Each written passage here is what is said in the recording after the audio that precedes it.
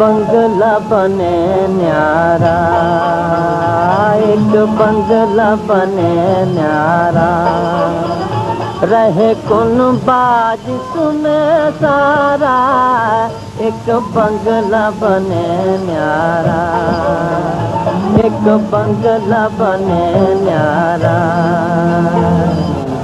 सोने का बंगला चंदन का जंगला, सोने का बंगला चंदन का जंगला, विश्वकर्मा के द्वारा, विश्वकर्मा के द्वारा। नमस्कार, आप सभी का स्वागत है हमारे चैनल में कनेक्ट स्ट्रेट में। दोस्तों, अभी जो गाना आपने सुना है, एक बंगला बने न्यारा, रहे कुनबा सारा। अगर हम सर्वसामान्य आम आदमी का सपना देखें तो लगभग भारत के जो सर्वसामान्य लोग हैं, आम आदमी है भारत का, उसका एक सपना होता है। जितने भी सपने वो देखता है उसमें से एक प्रमुख सपना होता है कि अपना एक घर हो, और घर बहुत अच्छा, एक बंगला बने न्यारा। और ऐसा सपना देखना, इसमें बुरी बात क्या है? सबको सपना देखने का अधिकार है और वो सपना पूरा करने का भी अधिकार है। तो बवाल किस बात का? बवाल तो होना ही नहीं चाहिए। आज जो बवाल हो रहा है कि 45 करोड़ रुपए घर के रिनोवेशन के लिए लगे हैं, तो सोचने वाली बात है। अरे, एक आम आदमी अगर इस तरह का खर्चा कर ले तो वो खास बन जाता है, और वो देखकर सभी आम आदमी जो है वो इंस्पायर हो जाते हैं, चलो हम भी ऐसा घर बना सकते हैं। कम से कम नया पूरा घर 45 करोड़ में तो बना ही लेंगे। पैसा फिर सोचना पड़ेगा किस तरह से इसको बनाया जाए। देखिए, अभी हम 2-3 दिनों से लगातार जो न्यूज़ में देख रहे हैं, दिल्ली के मुख्यमंत्री द्वारा जो खर्चा किया गया है घर के ऊपर, रिनोवेशन के ऊपर, तो उनको लगा ऐसा कि एक आदर्श रखना चाहिए ना सर्वसामान्य लोगों के सामने कि देखिए, मैं भी आप ही की तरह एक आम आदमी था, और मैंने बताया था आपको कि मैं एक आम आदमी ही हूँ, लेकिन आज मैं कितने बड़े घर में रह रहा हूँ और करोड़ों रुपए जो है वो खर्चा कर रहा हूँ। तो ये सपना उनका था। अब घर बनाएंगे ना, क्योंकि पूरा कुनबा रह सके, गाने के मुताबिक अगर हम बात करते हैं तो पूरा कुनबा रह सके, इतना बड़ा घर, मतलब पूरे घर के लिए, फैमिली मेम्बर्स के लिए।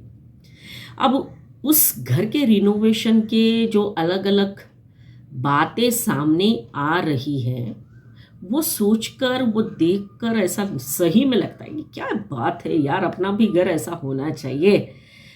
पर्दे ही देख लो, हमारे यहाँ पर्दे जो है वो अपने कॉमन पर्दे, जिस तरह से पर्दे लगते हैं उसी तरह से तो पर्दे लगाए हुए। ऐसी कौन सी खास बात है उन पर्दों में? सोचा है वो फुल्ली ऑटोमेटिक पर्दे हैं, ऐसा हम जो बातें निकल कर आ रही है उसमें सुन रहे हैं। और क्या बात है, जब हम जाएंगे तो पर्दा खुलेगा, और जैसे ही पर्दे से दूर गए तो पर्दा बंद हो जाएगा। ऐसा भी पर्दा है ऑटोमेटिक, ऐसा सुना है। उसमें बुराई क्या है?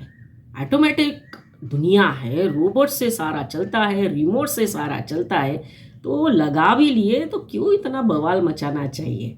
सही बात है ना, हम भी चाहेंगे हमारे घर में ऐसे पर्दे लगे भाई। फिर दूसरी बात, उनके घर में जो टॉयलेट्स बने हैं वो कितने सारे हैं, लगभग 16 या 18 टॉयलेट्स हैं। अब सोचते हैं यार, इतने सारे टॉयलेट्स क्यों होने चाहिए घर में? और इतना ही नहीं, उन टॉयलेट्स में जो कमोड लगे हैं वो भी लाखों के हैं, कुछ 4 लाख का एक कमोड। अब शायद वो भी कुछ ऑटोमेटिक होगा, कुछ सिस्टम लगाई होगी, रिमोट से चलता होगा, सब कुछ। मतलब बस आप जहाँ वहाँ जाके बैठो आराम से और अपना काम करके वापस आ जाओ। फुल्ली ऑटोमेटिक है, ऐसा सुना है भाई। बिल्कुल अच्छा काम किया है उन्होंने। मैं क्यों ऐसा बोल रही हूँ, ज़्यादातर जो विचार होते हैं या फिर आइडियाज़ होते हैं ना, वो ज़्यादातर जो है टॉयलेट्स में आते हैं, खाली दिमाग होता है। तो जब आप बैठोगे कमोड पर 4 लाख, तो आपके दिमाग में अच्छे आइडियाज़ आएंगे, अच्छे विचार आएंगे और आप अच्छा काम करोगे फिर। इसीलिए शायद इन्होंने 4 लाख के कमोड जो है वो लगाए होंगे, क्योंकि उनको तो देश के लिए काम करना है। इस भरोसे पर तो वो मुख्यमंत्री बने थे। और इतना ही नहीं, बहुत सारे एसी ये भी लगाए होंगे। अब ये देखिए, जब मुख्यमंत्री नहीं बने थे और जब वो एक आंदोलन कर रहे थे, तब उन्होंने, है ना, जो दिल्ली की पूर्व मुख्यमंत्री थी शीला दीक्षित जी, उनके घर के एसी के सारे बिल्स और सब कुछ बाहर निकाल के लाए थे और जनता को बता रहे थे कि इतनी क्या ज़रूरत है, इतने एसी लगे हुए, देखो किस तरह से खर्चा हो रहा है। ये सारी बातें कही थी उन्होंने। लेकिन जैसे वो मुख्यमंत्री बने तो शायद उनको भी ये रियलाइजेशन आ गया होगा कि नहीं भैया, जब मुख्यमंत्री बने हैं तो इतने सारे एसी तो लगने चाहिए ना, हर घर में, हर रूम में, हर तरफ जहाँ लगे वहाँ एसी होना चाहिए। कारण क्या है पता है इसके पीछे? बहुत बड़ा कारण है। एक तो दिल्ली में गर्मी बहुत होती है। जब गर्मी होगी तो फिर हम सोच नहीं पाएंगे बराबर से, काम नहीं कर पाएंगे बराबर से। तो हर जगह पे जाएंगे तो फिर दिमाग कैसा ठंडा ठंडा कूल रहना चाहिए ना। नवरत्न तेल भले ही लगाते हो, देखो उनकी बाल कैसे चपाचप तेल से लगाए होते हैं, वो नो डाउट लगाते हैं, लेकिन फिर भी उसके बाद थोड़ा कूल होना चाहिए, ठंडा होना चाहिए। तभी जाके वो काम करेंगे ना, तभी जाके वो दूसरों के भ्रष्टाचार के बारे में बात करेंगे ना, तभी जाके वो दूसरों के ऊपर आरोप लगा पाएंगे ना। ये सारी बातें उन्हें सोची होगी और इसीलिए हर जगह पे इसी लग गए। अब बात करते हैं किचन की। अब दो किचन बनाए हैं ऐसा सुना है, वो भी लाखों के। अभी ये देखिए, एक आम आदमी जो है जब इतना अच्छा घर बना ले तो किचन भी तो अच्छा होना चाहिए ना, क्योंकि किचन जब अच्छा होगा तो खाना भी अच्छा बनेगा, खाना अच्छा बनेगा तो पेट भरा होगा, और भरपेट जब होता है तो आराम से आदमी काम करता है। सारा जो मामला है ना वो खाने के ऊपर आता है। खाना अच्छा होना चाहिए और बढ़िया होना चाहिए, इसीलिए वो किचन बनाया है ताकि बढ़िया सा खाना बनाए, वहाँ पे सब लोग जो भी होंगे और फिर बढ़िया सा खाना खाएंगे ये हमारे मुख्यमंत्री जी, और फिर दिल्ली के जनता को बताएंगे, देखिए मैं आपके लिए बहुत अच्छा काम करता हूँ, आप करने वाला हूँ, एक्सेट्रा। तो ये बात हम वो सोच सकते हैं। क्यों इतना हंगामा करते हो भाई? इतना अच्छा किचन सबका होना चाहिए। मैं तो बोलता हूँ कि प्रगति हो रही है ना आम आदमी की, वो दिखना चाहिए। तो जब भी दुनिया वाले देखेंगे तो लगेगा क्या बात है, इंडिया प्रगति के दौड़ में है, कितना डेवलप हो चुका है। इस तरह से लगना तो चाहिए कम से कम जो लोग आएंगे देखने के लिए। इसलिए किचन में बैठने के लिए लाखों का सोफ़ा, कितना अच्छा लगेगा ना, लाखों का सोफ़ा, और उसके ऊपर हम बैठेंगे तो आहा कितना आराम। और फिर बढ़िया से चाय के साथ फिर चर्चा, और फिर बात करेंगे कि सोचेंगे कि अब किसके बारे में बोला जाए, कौन सा अभियान चलाया जाए, डिग्री वाला चलाया जाए या कोई और चलाया जाए। ये सारे जो विचार होंगे तो ही काम कर पाएंगे ना। तो सारे विचार कब आएंगे? जब ऐसा लाखों का सोफ़ा हो तब। इसीलिए लाखों का सोफ़ा भी है। तो ये सारा सोचकर ही तो इन्होंने ये घर बनाया है। और कितनी बड़ी बात, ये हमेशा कहते हैं कि मैं कट्टर ईमानदार हूँ, और इसीलिए ये सब कुछ इसलिए करते हैं ना, बताना है देखिए मैं कट्टर ईमानदार होकर भी इतना अच्छा घर बनाया, और अभी उसमें रहूँगा, देश हित में काम करूँगा, ऐसा वो बोलेंगे। तो कितनी बार तो ये बोल चुके हैं कि मेरे जैसा ईमानदार तो कोई हो ही नहीं सकता। अगर मेरे ऊपर डाउट कर रहे हो तो ये तो बहुत गलत बात है, फिर तो पूरे इंडिया में कोई ऑनेस्ट नहीं है, ऐसा भी कोई कुछ इन्होंने पहले बोला था। मैं तो सोचती हूँ कभी कभी, अच्छा है इन्होंने ये नहीं बताया कि मैं राजा हरिश्चंद्र हूँ।